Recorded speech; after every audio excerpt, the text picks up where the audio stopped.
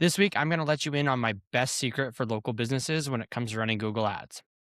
Most of the advice that you see online isn't actually meant for your business. So, today we're going to go through the most important things for local businesses to keep in mind. I'm going to give you my 5 rules for local search, and they go against a lot of the advice you'll see online and most of what Google's automated recommendations tell you to do. I'm Jack Kep, and I've spent more than 10 years working with local businesses to get the most out of Google Ads. And today on Jack of All Ads, let's get into the most important things that your local business needs to do when running Google Ads. Rule number 1 is to match your budget and your geography. Most of the advice you're going to see on Google Ads for budgets is going to start with something like, it depends, but here's a range. And to be honest, I agree with that. Like, that's probably the first thing that I'll tell you too. However, you're also going to see a lot of advice online that says you shouldn't run ads if you don't have 10, 20, $30,000 or more a month for success. That advice doesn't really apply to local businesses. Instead, you need to match the budget to the area you're targeting. So if you're targeting an area that only has 50,000 people in it, you certainly don't need to spend $50,000 a month to reach them. Instead, you need to match the search volume to your budget. The other piece to keep in mind when it comes to search budgets is that if your budget's small, your location targeting should be small. You don't want to have a $500 a month budget and go try to target the entire state. You're not going to get deep enough into the search terms to actually make an impact and find customers who are ready to work with your business. So here's the budget tips that I tell local businesses to keep in mind. First, there's no minimum on Google Ads, but small budgets are really hard. I'd recommend a minimum of $1,500 a month. And to be honest, you're probably better off if you're spending something closer to like $5,000 a month. Unless your location is really small, I run search campaigns for a business in a town of 5,000 people. We're not spending more than $1,000 a month because there's just not the search volume for there. However, for most local businesses, you're probably going to want to try to be closer to $5,000 a month in order to build the volume and capture enough of the search share that you're actually reaching the people who are going to work with your business. The next piece of advice is to try to get at least 10 clicks per day. Depending on your business, CPCs can easily be $10 to $20 or more. In order to get 10 clicks per day, that's going to be $3,000 to $6,000 a month in ad spend. So figure out what your average CPC is going to be, and then how much it would cost for you to get 10 clicks per day. Next, if you're starting small, pick your best service and begin there. We'll go into this more in a later tip, but you don't want to try to stretch your budget too thin if you don't have very much money to spend. My final budget advice is it honestly might be best to wait. If you're trying to dip your toe in the water and just spend a few $100s, it's probably just going to mean wasted ad spend with no results. A few $100s isn't going to show you whether or not a campaign can be successful or not. It's probably going to fail, and you're going to decide that Google Ads doesn't work when that may not actually be the case. So wait until your business can spend enough to actually capture the amount of search impression that you need to find results. All right, rule number 2 for local businesses is keep your location targeting tight. You should only be targeting the areas that you're actually interested in doing business in. I see campaigns all the time that are targeting entire cities, but they maybe only service specific zip codes within those cities. Or they're targeting a radius that goes 50 miles out from a city, but they only go 10 to 15 miles outside of it.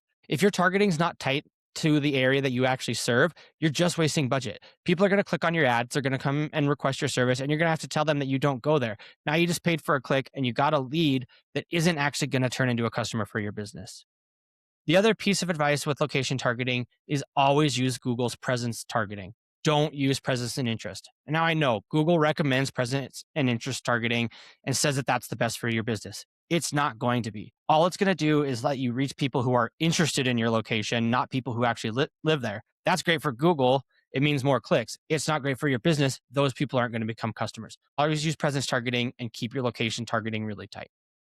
Rule number 3 is to start with exact match keywords. This one's going to go against Google Ads advice. It's probably going to go against advice that you'll see from people online as well. Broad match could be a great keyword type for big businesses, but for your local business, it's probably just going to mean wasted ad spend. Broad match needs a lot of data to work, and that's exactly what your new campaign or your small campaign doesn't have. Instead, you want to keep your keywords very tight. That means using exact match keywords.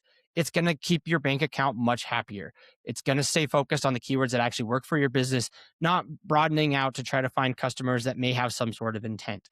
You don't have the budget to make broad match work for your business. And so I always recommend that you stay with exact match. You focus on the keywords that are working best for you. And only once those are working really well and you're seeing success, then do you try to expand. Maybe you test phrase match, maybe you test broad match, but you need to make sure the exact match keywords are working for your business first. Rule number 4, Use location and call assets for your business. Location assets will show your store address, a get directions button, a map to your closest location, how far the distance is, what your store hours are, a clickable call button, whether or not you're open.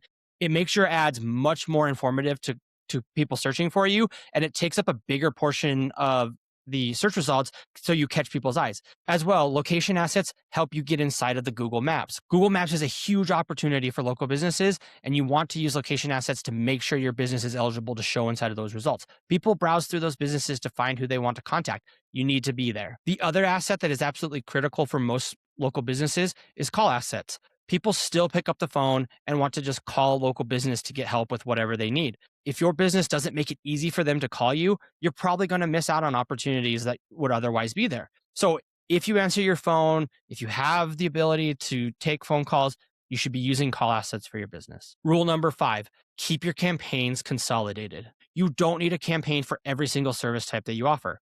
I know you want to get business for all of those, but your budget is likely limited. Your data is probably small. You need to keep things consolidated to make it as successful as possible. So start with what your business does best. Pick your best service area or your best products. Focus on the things that you're really good at, the things that make you stand out, and start advertising there first. Once you grow and dominate that, then you can build on it. You can start adding additional services. You can add new services. You can add other opportunities to reach people. But you want Google to have a lot of data on who your customer is and how to reach them. Once you've done that, then it's easier to expand. The other piece with consolidated campaigns is you should be aggressively pruning things that aren't working. If a keyword isn't performing, pause it. Even if it was your favorite keyword idea, even if you think that it should absolutely be working and there's no reason it makes sense that it's not. If people aren't clicking on it, if it's not driving conversions, you need to pause it.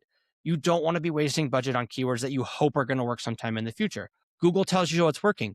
When you see it, whether it works or not, focus on what does and pause the things that don't. Local businesses are just built different. And so the advice that you see online for big businesses or e-commerce businesses, it doesn't make sense for your local business. Everything you do as a local business is different. And the same is true with Google Ads. So if you need Google Ads advice, I hope you'll come back and keep watching my videos. I'm going to keep providing more and more advice on how to build the best Google Ads for your business. But be sure you're looking for advice online that actually matches your business and make sure it makes sense to help you grow your business. All right. So what's your biggest local Google Ads question? Leave it in the comments, shoot me a message, reach out. I'm always happy to answer it, and we can cover it on a show in the future as well. I'm Jack Hepp, and thanks for tuning in to Jack of All Ads. We'll see you next week.